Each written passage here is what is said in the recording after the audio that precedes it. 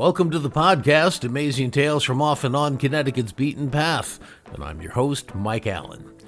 You know, we don't do a lot of whodunits here on Amazing Tales CT, but this one's kind of intriguing in a number of ways, and it's not just because of the twists and turns behind the shooting death of the first Selectman of Seymour 95 years ago, but also because of the cultural and social conditions surrounding that incident at the time, which was back in 1931. Frankly, tells us a lot about who we were. Well, here today to tell us his story with all of its surprising angles is a noted historian throughout the entire Naugatuck Valley, Rob Novak. Now, at the moment, Rob happens to be the town historian in Shelton. He's also served on the board of the Derby Historical Society, and he's just frankly extremely knowledgeable about the entire Naugatuck Valley region. Rob will be along in a moment to share this rather unsettling tale. This week's trivia question: how did written letters from loved ones, help World War II POWs escape prison camps? Well, stick around after the main program for the answer, because then you'll know the topic for next week's show.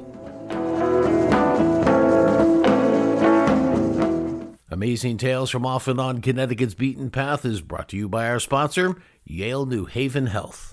When people need the best quality health care, there's a reason they turn to Yale New Haven Health. In 1826, Yale New Haven Hospital became Connecticut's very first hospital. They were the first hospital in the U.S. to use chemotherapy. Yale New Haven was the first to introduce insulin pumps for diabetic patients, and they introduced the world's first intensive care unit for newborns. For more information about Yale New Haven Health, visit ynhhs.org. That's ynhhs.org. In today's episode, we're going to take a look back to a nearly 100-year-old case. It involves the shooting death of the then first selectman of the town of Seymour, Ray Gilliard. Now, I don't want to give anything away, so I'm not going to talk about it too much here up front. It's best if you learn about it the way many of us did, with the layers of the onion being peeled off one by one.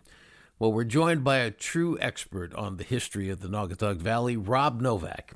Rob has studied the history of that region for years, and at the moment, he serves as the town historian for Shelton, but he's also been on the board of the Derby Historical Society, and at one time, he used to go back through past editions of local newspapers from more than 100 years ago, finding many incredible stories and sharing them with others to bring them back to life. Well, today's story is one of those stories. Rob, I think in order to put this in the proper perspective, we have to put people's minds in the time frame, right? So it's 1930, darn near a century ago, about 100 years ago. And, you know, this was a different world in many ways, technologically, you know, cell phones and that sort of thing, but also socially. And we'll get into that. I don't want to give it away too early, so we'll come back to that later. But at this point in late 1930, winter of 1930, a guy named Charles Buckingham is coming home from a veterans, fireman social, and he gets robbed. And would you pick up the story? What happens there, and how does Ray Gilliard, the first selectman of Seymour, get involved with this? Well, apparently Charles Buckingham was held up in front of his home when returning from the charity event you just mentioned. Some money was stolen. He described his assailants as a gang of 6 African American individuals. That wasn't the term they used back then, but that's what we'll go with. The Seymour police investigated. First Selectman Raymond Gilliard was a friend of law enforcement, was very popular, basically gave the police all the resources they needed. Ultimately, 6 individuals were arrested. Now, of those 6 individuals, they went to trial, I believe, in March. 1 turned on the other 5 for state evidence. 2 were sent to jail for relatively short prison terms. When I say short, I mean about a year, which by the standards of those days was short. And the other 3 remaining, well, 4 really, were let go. There was some apparent confusion and consternation in Seymour as to why they received light jail sentences and why 4 were let go. But that seemed to be the end of the story, but it really wasn't. Right. Now we get into spring of 1931. Mr. Gilliard goes to his postal box and gets a letter, and I even hate to read this, but this was the terminology that was in the letter, and this was quoted. We understand that you have been sending some colored boys up, are out to get you, get ready, postmarked from Seymour. And what kind of effect did that have on Ray? Well, according to the information I read, it wasn't that much. He did show it to a few people, but apparently he wasn't overly concerned about it. So now we're still in spring, coming very close to the beginning of summer. It's early May. And he's a member of the Elks Club. And so he's going to go to his weekly Elks Club meeting in neighboring Ansonia, where he used to be one of the leaders of that group. And what happened to him on the way home from that Tuesday evening meeting? He claimed that he was shot at. There was a bullet hole in the door, the driver's side door of his automobile. He was shot at along what was called the Old Ansonia Road, which ran along the east side of the Naugatuck River, a little bit up the riverbank. There were no witnesses. He later received a second letter, postmarked from Derby, saying, "We didn't get you on and this is on a Thursday. We didn't get you Tuesday, but we'll get you next time." So at this point, he's getting a little more concerned, allegedly. He showed it to the Seymour Police Department, which back then, Seymour really had more of a constabulary. It wasn't much of a police department. The closest major police department was the Ansonia Police Department. Of course, he was returning from Ansonia. So he showed it to the Ansonia Police Chief. Now, as I heard this story, they came up with this scheme for the next weekly meeting, which would have been another Tuesday night, May 12th. And what they were going to do was follow him in an unmarked car and see if they could, identify anybody who might cause him trouble, or see if, somebody was to shoot at him again. And that plan was sort of hatched. And then that morning, this is when the floodgates broke open, and he goes to work instead in his usual routine, dispatches the crews. And what happens after that? The problem here is that the story kind of changed, okay? Apparently, he arrived at work at about 6 a.m. At 6:05, he talks to the town foreman, basically in charge of the work crews, across the street from the town hall, which was on 2nd Street and Raymond Street. And if that doesn't sound familiar, that entire area was basically annihilated by the 1955 flood. I don't believe either one of those streets even exist anymore. They talk a little bit. He goes into his office, the first selectman's office in Seymour Town Hall, which was a converted farmhouse. He basically had an entire wing of the building. And at 6:30 in the morning, he makes a phone call to the SNET operator, which changed things significantly. Again, to put people's mindset properly, there's no 911. If you had an emergency back then, you picked up the phone. And in this case, Edith Noyak, who was the operator on duty at the Southern New England Telephone Company central office on Main Street, picked up the phone. And what did she say that Ray Gilliard said to her? Well, you're right. There was no direct dialing. You pick up the receiver and the operator would be waiting on the other side. She claimed that at 6:30, he claimed that he had been shot, and to call the police and to call the town doctor. The line then went dead. And didn't he say that he was shot by 3 black men? He did say that, yes. Edith actually called him back. The phone was off the hook. There was nothing, just silence. So Edith, at this point, hoping there was somebody at the other end, was basically saying, hang on, help is coming, hang on. Police and the doctor get there. What do they find? What the coroner reported was a little bit different from what was initially reported. They did find First Selectman Gilliard dead in his office. He was leaning against the leg of a desk. He appeared to have died instantly from a very close range 45 caliber bullet to the heart. And that 45 caliber pistol was found on the floor near him, wasn't it? Yeah, it was about 2 feet away from one of his legs, yeah. And that was a gun that they later determined he owned, correct? This guy usually kept a 22 and a 45 on him. The 45 was usually kept in a side desk, one of those roll-up desks. He had a 22, which was found in his car. Another 22 was found sitting on a desk in the middle of the room along with his hat. They later determined that there were 3 bullet holes about the office that were fired from with a .22 that didn't hit anything or anyone. They just, hit like windowsills and stuff like that. We'll come back to where the bullets were in just a second. You said something very important early on, which was that he was a friend of the police.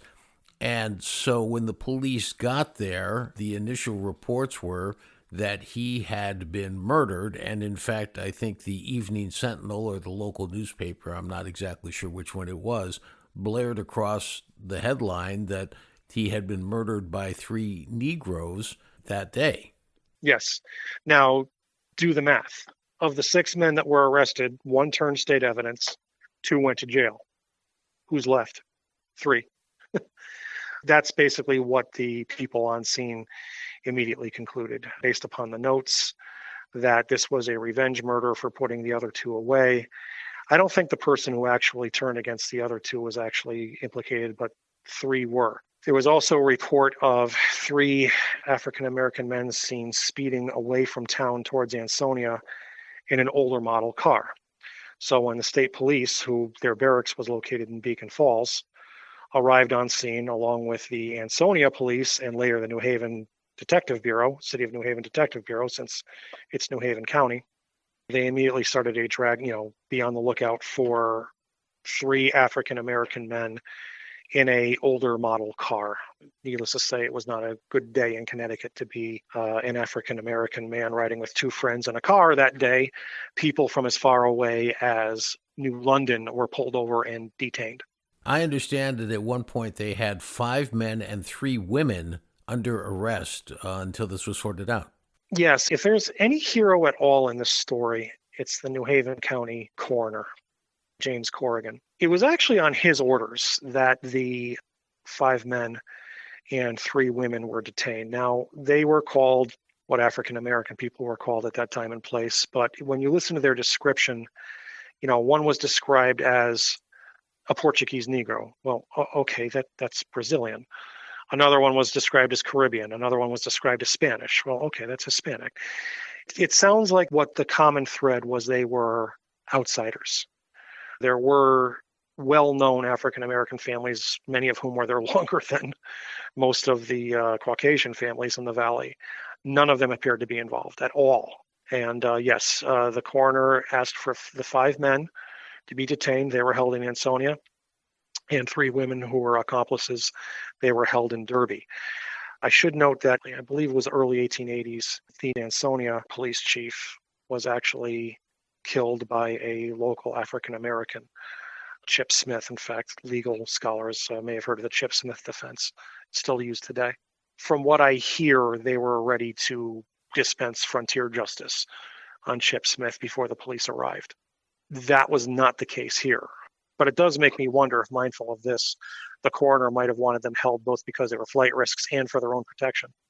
This starts to unravel really the day of the funeral, and Cunningham, the coroner, has not come out with his official report yet, but I think it was the New Haven Register newspaper had either spoken to him or somehow gotten some word on what was in there, and maybe had even spoken to the gentleman who did the autopsy. But as the funeral is being held, there are newspaper reports coming out using the word suicide, and a radio report is received saying that the fingerprints on the gun were Ray Gilliard's fingerprints. And so now there's this little whisper campaign, but the town wasn't buying it, was it?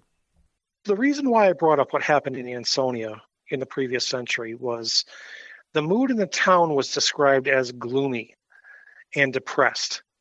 Apparently, Gilliard was a friend of everyone, but it wasn't like it was, in the last century, where we're going to get the perpetrators and, they better hope that the police get them before we do. None of that was going on. Like I said, it was more a general gloom. Apparently, even by the following morning, rumors were starting to circulate that he may have committed suicide. Ironically, that radio report you mentioned was actually proven false by the county coroner afterwards. Members of the New Haven Police Department and the state police, who are a little more experienced at this, were concluding on their own it was a suicide, and that was starting to leak out There was also leaks apparently coming from the county coroner's office. I know his death certificate, when it was issued the day of the funeral, was said to have been shot by an assailant, town of Seymour. That was by the New Haven County Medical Examiner. It was mentioned that by the time of the coroner's report being issued on, I believe it was June 6th, that it was generally being more and more accepted that he had committed suicide. But it's interesting to note that even the Evening Sentinel, a local newspaper, took a few days before they came around to that. They quoted the Associated Press and others as saying it might be a suicide, but not only did they not believe it, but they even published this editorial, making Gilliard out to be some white knight fighting the forces of evil, sleep well, good soldier, we'll take the fight from here, that type of stuff. And the unraveling, if you want to call it that, of the story that had been out in the public really started to come with old-fashioned police work where they, going back now to that .22 caliber gun that they found on the desk and lining up where the shots were fired from, because originally they had said that they thought and they speculated that Gilliard had been in a side room, had come out, confronted these three black men, and that, he was shot at with these various pistols, and that one of them during a fight grabbed his .45 and shot him in the chest. Well, when they started to line up where those bullet holes went that you referenced earlier from the .22, that just fell apart. Didn't make any sense, did it? Well, on June 6th, the coroner did issue his formal report. It was a 2,300-word ruling. I actually have kind of bullet points on all of the holes in this theory. I should also mention that a major sign that this was falling apart was on May 14th, the county coroner ordered the release in the Derby and Ansonia lockups, saying, I have no evidence that these individuals were responsible. So they were let go. And that was all the way back on the 14th. And so now it's a month later when the coroner's report is actually released. Yeah, among the things he cited, the telephone was found neatly on the desk. There was no blood between the telephone and the desk. There was no blood below his belt if he was standing up. Don't you think some of it would have dripped below that? His .22 was sitting in the middle of a desk that supposedly 3 shots were fired. If you're there to shoot somebody, are you really going to put the .22 neatly on the desk? The area where the car was supposedly attacked was at night. There's no lights. The road was only 18 feet wide, and there were thick bushes from the road to the river, which is where the bullet supposedly was fired from. It's not likely that car or any other car would have been recognized with that low light condition. There were powder burns on the body and clothing, indicating the gun was held to the chest when fired. There were no other tears in the clothing. It was freshly laundered and in good order. Wasn't he supposedly fighting off his attackers? No furniture in the room was disheveled, despite the claims of a struggle. Raymond Gilliard was a whopping 220 pounds and muscular. It is not likely that 3 assailants would have gotten a gun against his chest, especially if they had just got done firing a .22 at them, and now he's fighting back. And there would have been bloodstains in more places of his body. There was no contusions from apparently falling. The fatal bullet was found under the body, which is kind of indicating he was ordinary reclining position. The wound was serious enough that he shouldn't have been able to speak on the phone. The handwriting was inconclusive. Immaculate script, punctuation, and spelling. Remember how I said that the people that he was accusing of doing this were from South America or the Caribbean? Perfect English? Possibly, but the testimony he supposedly gave against these individuals, it was considered relatively unimportant. This is the big part of the bombshell. Apparently, he had been living beyond his means for a number of years, had a large amount of indebtedness, which was growing, and he had no way out, which that was not unheard of in 1931. The house was mortgaged. His wife had considerable wealth from 3 estates, but it was spent. The only asset he really had was his $2,500 a year salary. He had a meat bill that had been accumulating for 3 years to $1,259.18. That is almost half of his annual salary. He had made several promises since January to pay it, but never did. Apparently, there was a meeting on it with his creditors on May 11th, the evening before the suicide. He did not have the money, but promised to bring it at 6 a.m. on May 12th. What time was he seen entering town hall? 6:05 a.m. on May 12th. And he called the operator at 6:30 that morning. The coroner said, and I'm quoting him, "I am of the opinion that the deceased financial outlook was very dark. He saw himself sinking deeper and deeper into debt, and rather than face the future and the prospect of losing his home, drastically reducing his standard of living, and unable to provide his children with higher education, he took his own life, firing a shot into the side of his own car, the .322 caliber shots in the office, writing himself the threatening letters, and reporting the assassination upon the telephone in order to disguise his suicide as murder. I find that Raymond E. Gilliard died of his own hand, and therefore no other person or persons is criminally responsible for his death." That's just stunning. And I think the other part that's kind of interesting, maybe to use that word, is that very few people know this story unless they're, such as yourself, have really studied the history of the area. It's funny. I had heard of the shooting of the Ansonia police chief in the early 1880s. I never heard of the Gilliard murder until afterwards. And I think it was just something that people just wanted to forget. I mean, on one level, in 1931, a lot of this was going on. I mean, it kind of was the end of the world as they knew it. Calvin Coolidge was still president. It was before the New Deal. Seymour was hit very hard. There were bread lines. This guy appears to have been a people pleaser, was living beyond his means, and probably couldn't handle the idea that he was going to basically be humbled and lose his home. But my sympathy ends for him in that it wasn't enough that he took his own life. He wanted to send 3 innocent people to jail. Not only 3 innocent people, but people who the Seymour police tried and failed to convict earlier that year. To me, that's kind of unforgivable. I have a hard time with that.